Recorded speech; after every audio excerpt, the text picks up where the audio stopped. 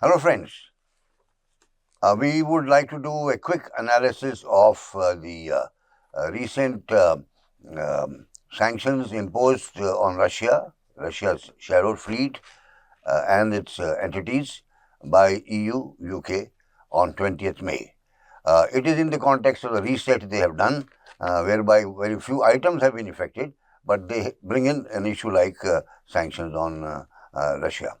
Now, if we look at the background, sanctions had been imposed by the USA last year, and still a shadow fleet of over 100 ships got developed. A shadow fleet is also a definition given by the West. Sometimes they call it black, sometimes they call it grey fleet, and then denied them the insurance.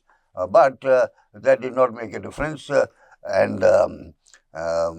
any substantial difference, and they kept on doing their business. And a number of major countries like China and India, in fact, ignored those sanctions. Now, why are UK and EU now coming into the picture? Supposedly, it is in favor of Ukraine. They are not even part of the peace process. US is handling that issue between Russia and Ukraine. And if it did not make much difference, even though done under a law in the US, what difference is it going to make as far as the UK EU restrictions are concerned? So now we have to see that what is in reality what they've done.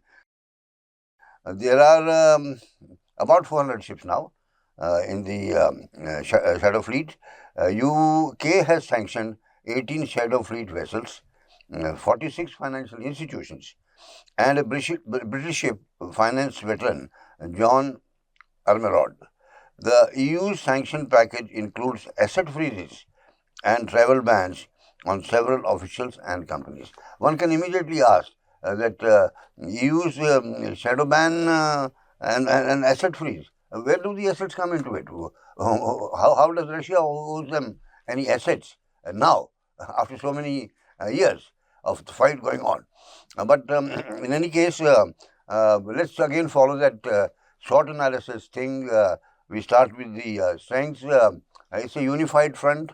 We're seeing it from the UK and EU point of view. So that can make some difference. They have hardly done anything of importance in their reset of reviewing trade and tariffs, but they have come up with this. And they will feel a little bit better in terms of being involved in the peace process. Otherwise, they are sidelined.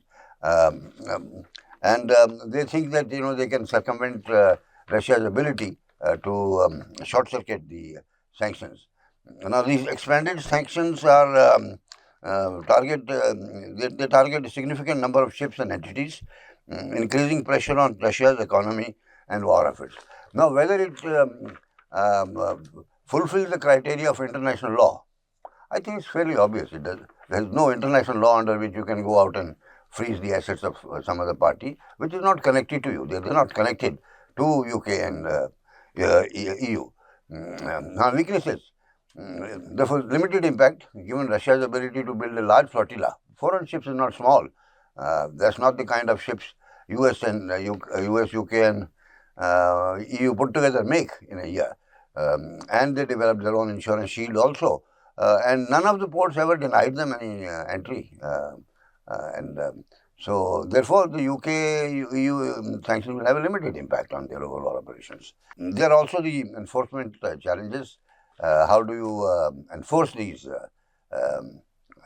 sanctions on Russia and on the parties in the form of secondary sanctions, like USA tried doing it in India, but India did not agree. So there were no sanctions, therefore, imposed on India.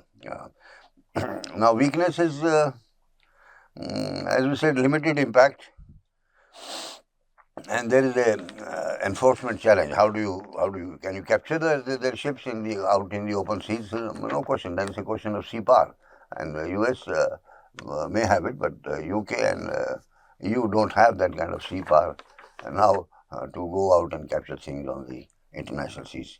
Now, opportunities are that it will increase the pressure. Now, pressure for what? pressure for peace negotiations, obviously. But then USA is calling the shots. And you are not even on the negotiation table. So how will it increase the pressure on Russia for something? Russia is willing for peace talks and ceasefire based on certain conditions. Obviously, they have been fighting for some things for 12 years now. Now, threats. Threats are Russia's adaptation. Russia may find ways to adapt to the sanctions as they have done before, potentially by further expanding its shadow fleet or developing new strategies to evade restrictions. And global economic impact. If there is a disruption in the oil and gas supplies for which most of these ships are being used, then there will be a global economic impact. Obviously, the prices will go up. Maybe that is the purpose, but we will come to that in the end after this sort of semi-formal analysis. So, in terms of the purpose of persuading Russia for a ceasefire, it's unlikely that these sanctions alone will achieve the desired outcome, given the complexity of the conflict and Russia's stance.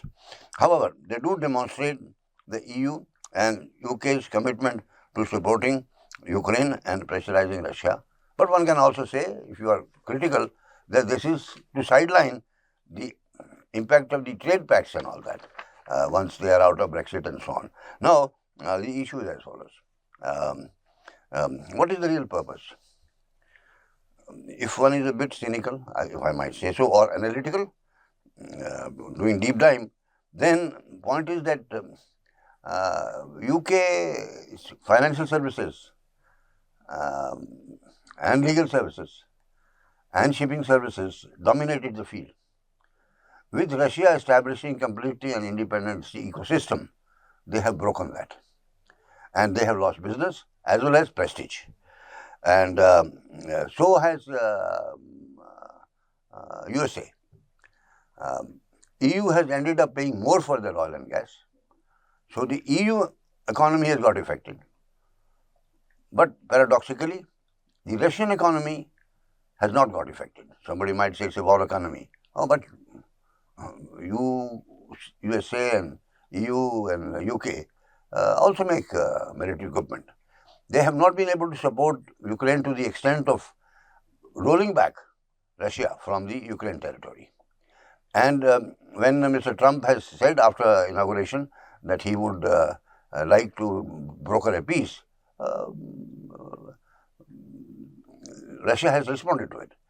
On the other hand, Ukraine had to be pushed into it, and Mr. Trump pushed a deal on them of giving a share in the minerals of western Ukraine. So we will stop there and see how this turns out. Now, this is high-level management actually, where whole countries are putting their pressure, and how do you counter to that? Thank you very much.